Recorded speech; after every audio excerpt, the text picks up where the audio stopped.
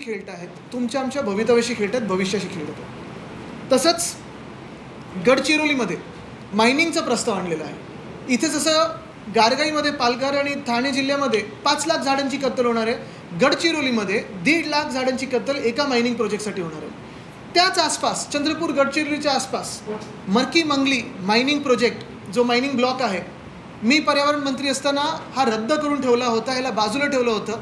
Murky मंगली 2 असेल, हा मर्की मंगली 1 असेल. उद्धव साहेबांनी देखील सांगितलं होतं की एकसुद्धा जंगल कापता येणार नाही. पण आता झालं असं की कालच्या बैठकीत हे देखील मान्य करून टाकलं घाईघाईत. ह्याच्यात ताडोबा अंधारी जो वाईल्ड लाईफ सँच्युरी आहे, कदाचित आपल्या देशात एकमेव टायगर सँच्युरी अशी जिथे 100% तुम्हाला टायगरचं सायटिंग होणार आहे, तिथे हे मर्की मंगली आहे. टिपेश्वरमध्ये जातं, पैनगंगा, हा पूर्ण परिसराला निगेटिव्हली इम्पॅक्ट करणारं, लाखो झाडं परत कत्तल होणारा, हा त्यांचा दुसरा प्रस्ताव होता. तिसरं जर पाहिलं तर चंद्रपूर नागपूर हायवे, ह्याच्यात देखील तसंच आहे. ताडोबा, कानरगाव ह्या 2 सँच्युरीमधून जाणार आहे. पुणे नाशिक हायवे देखील असंच आहे. आणि मी तुम्हाला परत सांगतो, विकास विरोधी आम्ही कोणी नाही आहोत, पण आम्ही विनाश विरोधी आहोत. कारण ह्याच्यातून आपल्या महाराष्ट्राचा विनाश होतो आहे. आणि तुम्हाला एक सांगतो, कदाचित भाजपने असं ठरवून टाकावं आता की महाराष्ट्राचं वाळवंट करून टाकू आम्ही, म्हणजे झाडांसाठी कोणी लढणारे राहणारच नाहीत आणि भविष्यात बाकी काय कोणाला जगायला मिळणारच नाही. कारण कॉन्ट्रॅक्टर्स मजा करून, बाकी जसं ह्या भाजपच्या नेत्यांची मुलं दुबई असेल, UK असेल, US असेल, इथे जाऊन स्ट्राईक झालेली आहेत, तसे हे पळापळ करतील आणि बाहेर जातील. भोगणार आहोत ह्याचे दुष्परिणाम, ते तुम्ही आम्ही इकडची स्थानिक जनता भोगणार आहोत. अजून 2 विषय तसेच आहेत. म्हणजे मागच्या आठवड्यात आपल्याला धक्का बसणारी गोष्ट म्हणजे जो कोस्टल रोडचं एक्सटेन्शन होतं नॉर्थ बाउंड, 60,000 झाडांची कत्तल त्या परिसरात, वसई विरारच्या आसपास. आणि सगळ्यात मोठी बातमी म्हणजे ही, तर चला एक वेळ भाजप सांगू शकेल, एक वेळ फडणवीस साहेब सांगू शकतील, एक वेळ सरकार सांगू शकेल की हे विकास आहे, विकास आहे.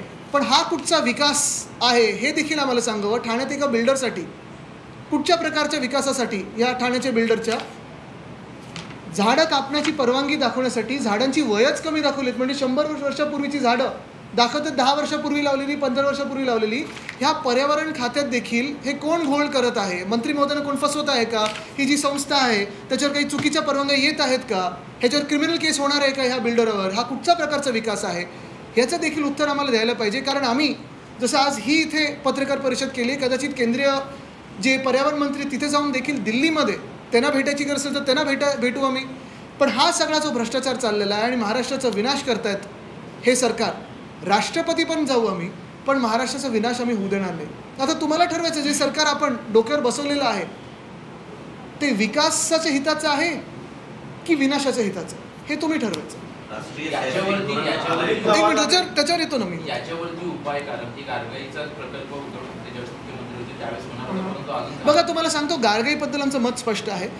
तसं पाहायला गेलं तर आधीच्या आमच्या वचननाम्यामध्ये, BMCमध्ये आम्ही जेव्हा मला वाटतं 2007चं असेल, 2002चं असेल, तेव्हा गारगाई पिंजाळ नदीजोड प्रकल्प आणि गारगाई धरण करू हे आमच्या वचननाम्यात होतं. पण जसं आम्ही अभ्यास पुढे नेला, काय असतं, प्रत्येक प्रकल्प जेव्हा तुम्ही करता त्याच्यात एक अभ्यास करायला लागतो. एन्व्हायरमेंटल इम्पॅक्ट असेसमेंट असतं, त्याचा पूर्ण अभ्यास झाल्यानंतर त्याचा इम्पॅक्ट जो होणार होता तो मुंबईवर आत्ता जर पाहिलं गेलं आत्ताच्या परिस्थितीत त्याचा दुष्परिणाम जास्ती होता. ह्याच्यात 2-3 बाजू तुम्ही विचार करणं गरजेचं आहे. पहिली गोष्ट म्हणजे आत्ता जे सगळ्यात मोठं संकट आपल्यावर आहे, आणि खूप वेळा असं म्हणतात की देशाचा खरा वित्तमंत्री म्हणजे पावसाळा असतो.